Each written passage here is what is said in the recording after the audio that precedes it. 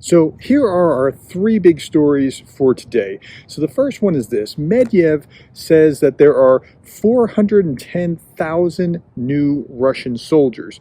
And he was kind of bragging about this. This was an RT article. And I was thinking, okay, but what does that mean exactly? It sounds like a lot, but it's really kind of not.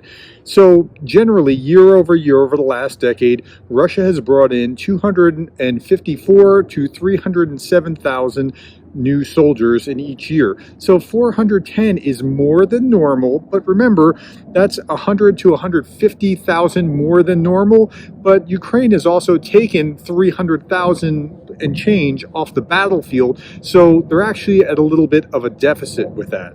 Okay, the second issue is kind of in two parts. So there is an article, actually there's a few articles, that Ukrainian POWS, POWs, prisoners of wars, are being sent to the front lines. And so what does this mean exactly? Well, we're not exactly sure if they're really in it for Russia, they've had a change of heart, or they're just trying to survive a coercive environment, and that's possible and probable, or that they're being merged into units. I think they're being part of a whole concentrated unit, but there's not a lot of them. And, you know, you also have to factor in that there are blocking units behind regular Russian troops, so there's probably some coercion going on. Now, couple that with the next article, that ex-Wagner fighters are being heavily recruited again. And that's really interesting that they're working that hard at it because they don't really want to mobilize.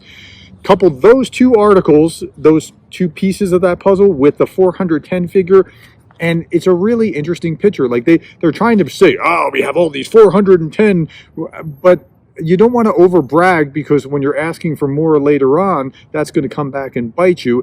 And it's really not replacement, so we got to see what's going on. Okay, at any rate, last story is this: the Republican debate last night. There was another Republican debate. Trump didn't show up. He had a rally about 10 miles away, which is kind of a jerk move when you're thinking about, like, I want to hear, as a Republican, I want to hear him answer the same questions as everyone else.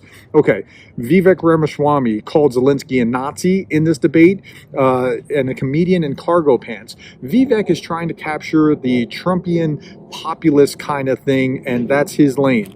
New Jersey Governor Chris Christie is trying to capture the moderate liberal kind of wing of the party.